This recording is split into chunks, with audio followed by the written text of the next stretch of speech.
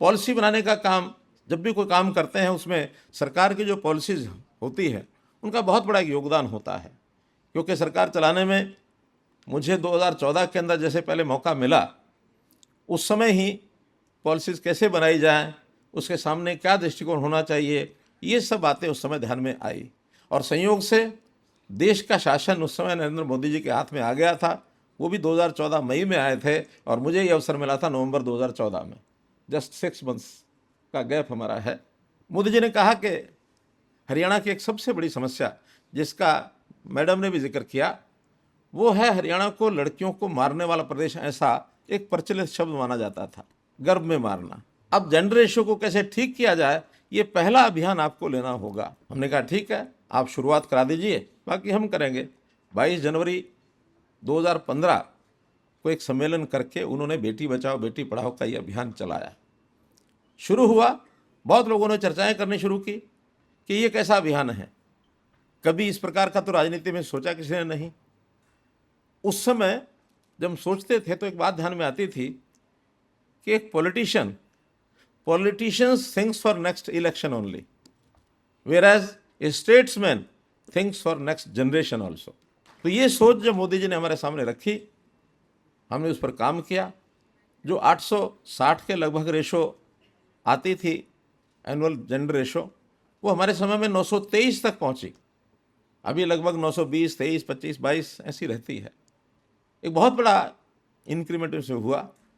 आवश्यकता अभी भी और करने की है, लेकिन एक फंडामेंटल चेंज हरियाणा में आया। आज हरियाणा को कोई नहीं कहता कि जिस प्रकार पहले संज्ञा दी जाती थी, आज जेंडर रेशो काफ़ी निकट पहुंची है। तो ऐसा पॉलिसी के ऊपर बहुत कुछ निर्भर करता है और किस उद्देश्य से वो पॉलिसी बनाई जाती है इसके ऊपर भी निर्भर करता है। हरियाणा में 10 साल तक बहुत अवसर ऐसे आए जब पॉलिसीज़ बनाई जाए। उस पॉलिसी के आधार पर पहले विचार ये आता था कि इस पॉलिसी का उद्देश्य क्या है। बहुत लोग अपने स्वार्थ के लिए पॉलिसी बनाते हैं, मुझे इसमें क्या लाभ होगा, मेरे जो साथी सरकार में उनको क्या लाभ होगा, जनता को लाभ होगा कि नहीं होगा, इसका बहुत कम सोचते थे। हमारा जो स्टेट एक्सचेकर है उसको लाभ होगा कि नहीं होगा, इसके बारे में कभी सोचते नहीं थे। मैं कुछ उदाहरण देना चाहता हूँ। हरियाणा चूँकि 10 साल तक मैंने 9.5 साल तक शासन किया, उसमें बहुत से हरियाणा के उदाहरण आज मिलेंगे। सेंटर की कुछ बातें भी आएंगी, साथ में बताऊंगा। हमारे यहाँ 2 डिपार्टमेंट हैं, HSVP और HSIDC, जो एक तो इंडस्ट्रियल प्लॉट्स और एक रेजिडेंशियल प्लॉट्स, इन दोनों में काम करते हैं। टाउन कंट्री प्लानिंग की एक पॉलिसी थी क्या कि फर्स्ट कम फर्स्ट सर्व, कि जो पहले आएगा उसको लाइसेंस मिलेगा, उसको प्लॉट जो है बांट दिए जाएंगे। अब इस प्रकार की पॉलिसी में अपने चहेतों को जाके बता देते थे और आधे घंटे में जो चीज़ ओपन करते थे, किसी का पोर्टल खोलना है, आधे घंटे में समाप्त हो जाता था, वो लाभ उठा के चले जाते थे। और जो कुछ भी पैसा उसमें भर देते थे, बाद में उसकी ब्लैकमेलिंग करके उसमें करोड़ों रुपए कमाते थे। हमने आते ही सारा बंद किया। हमने कहा ये पॉलिसी ठीक नहीं है। पॉलिसी क्या हो, जनरल ओपन फॉर पब्लिक होनी चाहिए। हमने कहा कि ठीक है, जितने लोग किसी चीज़ की इच्छा प्राप्त करते हैं उनको सब अप्लाई कराइए। जो चीज़ें हमने मानो निश्चित उसकी लिमिट है और निश्चित उसका रेट है, उसको लॉटरी पर देंगे, जिसकी किस्मत में वो ले जाएगा। और जो इंडिविजुअल प्लॉट्स लेने हैं वो भी हम इस प्रकार की अलॉटमेंट नहीं करेंगे। हम जो पैसा देने वाले हैं, ज़्यादा पैसा दे सकते हैं, उसको ऑक्शन कर देंगे, जिसमें से HSIDC का 10,000 करोड़ रुपया ये लॉस में चल रहा था, ऐसे ही HSVP का भी 9,000 करोड़ रुपया लॉस में चल रहा था। इन दोनों के लॉस समाप्त हुए और आज वो 10-12,000, 15,000 करोड़ रुपया प्लस में है दोनों। 40,000 करोड़ रुपये का ये लाभ ये सरकार को हुआ। लोगों ने कहा गरीब का भला नहीं होगा, इसमें अमीर ही ले जाएंगे। तब हमने कहा कि जो लाभ कमाया हुआ है, गरीब के लिए एक पॉलिसी बनाएंगे जिसके अंदर उसको 50%, 40%, 30%, 20% को रिबेट देंगे। लेकिन गरीब के बहाने से सब उसको खा जाएंगे, रगड़ जाएंगे, ये नहीं होने देंगे। अभी पॉलिसी के पीछे का एक हेतु था, हमारे संगठन मजबूत हुए, सरकार मजबूत हुई और गरीब को लाभ देने की भी हमने व्यवस्था बना ली। वरना हर कोई गरीब के नाम पर बांटता था और ले जाता था खुद। अब ये पॉलिसी का अंतर होता बढ़ने का, इसलिए मैंने आपको बताया है। पॉलिसी, कई बार पॉलिसी पैरालिसिस भी हो जाता है कि पॉलिसियाँ नहीं बनाएंगे, जैसा चल रहा ढरा चलते रहेंगे। क्योंकि नई पॉलिसी बनाने में बहुत एक करेज चाहिए और पॉलिसी के प्रति एक कन्विक्शन भी चाहिए। कई बार पॉलिसी का विरोध बहुत होता है क्योंकि उसमें कुछ लोगों का जो उसमें मज़ा आ रहा होता है, मज़ा ख़त्म हो जाता है, और उसके अंदर जो उनका चोरी करते थे उसके कारण से वो समाप्त हो जाती है।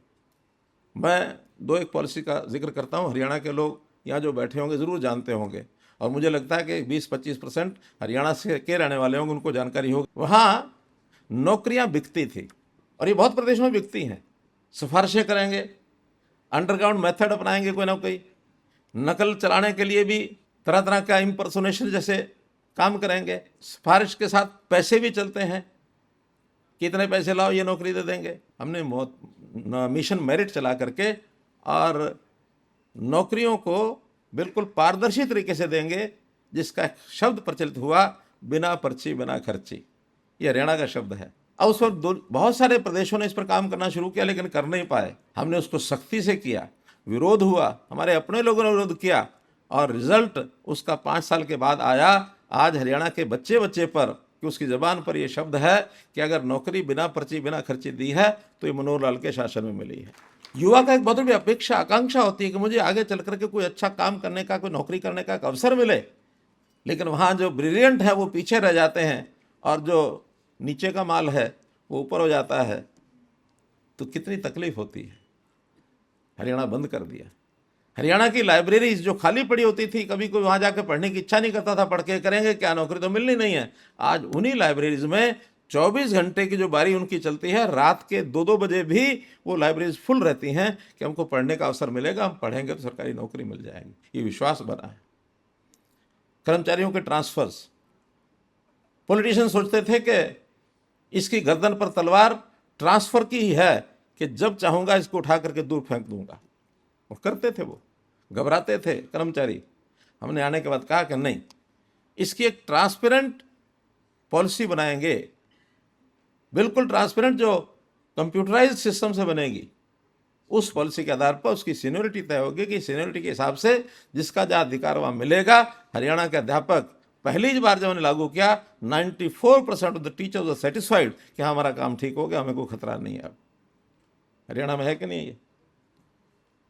तो ये पॉलिसी बनाने की ही है, उसके पीछे उसकी कन्विक्शन चाहिए, उसके ऊपर शक नहीं करना। अपोजिशन कोई करे उसको थमाना कि भाई 5 साल इसका रिजल्ट देखो। आज वही अपोजिशन करने वाले सब लोग कहते हैं कि आपकी पॉलिसी जो ठीक थी, इस पॉलिसी के आधार पर ही हम जो है आगे बढ़ रहे हैं। ये उनका भी विश्वास ये बना है। फिजिकल पैरामीटर्स होते हैं फाइनेंस के। आप लोग क्योंकि मैनेजमेंट और फाइनेंस दोनों के यहाँ विद्यार्थी बैठे हैं, हमने सरकार में किन किन बातों का ध्यान रखा। लोक लुभावन नारे देकर के पॉलिसी लोग बनाते हैं कि ये मुफ्त देंगे, ये मुफ्त देंगे, ये मुफ्त देंगे। गरीब को मिलना चाहिए लाभ, क्योंकि वेलफेयर स्टेट के नाते उसको लाभ होता है, लेकिन एक पैरामीटर्स को उसको मेंटेन रखना ये बहुत ज़रूरी है। आपको मालूम है कि ये जो FRBM की एक लिमिट बनी हुई है लोन लेने की, किस किस को मालूम है? FRBM की लिमिट सरकारों के लिए होती है। अभी पॉलिसी का एक हिस्सा है। उसमें यह है कि कोई भी सरकार 3% से ज़्यादा, यानी जो उसका GDP है स्टेट का, उससे 3% से ज़्यादा वो नहीं ले सकते। लोन इतनी सीमा में है। अगर आपकी GDP बढ़ती है तो आपका 3% बढ़ जाएगा, ज़्यादा ले लें। कुछ सरकारें इसको लिमिट को तोड़ करके 4, 4.5, 5% तक भी चले जाते हैं। उन स्टेट्स की आर्थिक स्थिति खराब हो जाती है, बाद में यहाँ तक स्थिति पहुँचती है उनको अगला लोन देने के लिए भी कोई फाइनेंशियल इंस्टीट्यूशन तैयार नहीं होती है, ये लोन डूब जाएगा। और अगर किसी ने 3% के अंदर रख लिया, उसके पास दौड़े दौड़े आते हैं कि हम इंटरेस्ट भी कम लेंगे, आप जो है हमसे लोन ले लो। हरियाणा ने उसको मेंटेन किया। 3%, 3 और 3.5 के बीच में होता तो 3.4 इस लेवल तक, इससे ऊपर कभी जाने नहीं दिया। वेरज हमारे पड़ोस की स्टेट पंजाब, वो 5% तक भी चले जाते हैं। इतना अंतर है कि पंजाब आज कोई नया लोन लेना चाहे तो उसको 9-10% मिलता है, हरियाणा कोई लोन लेना चाहे तो वो 7.5%, 8% मिलता है। ये पॉलिसीज़ हैं, ये एक लिमिटेशंस बनाई जाती हैं। इसके ऊपर अगर आप मजबूती से कायम रहेंगे तो फिर समस्या नहीं आएगी।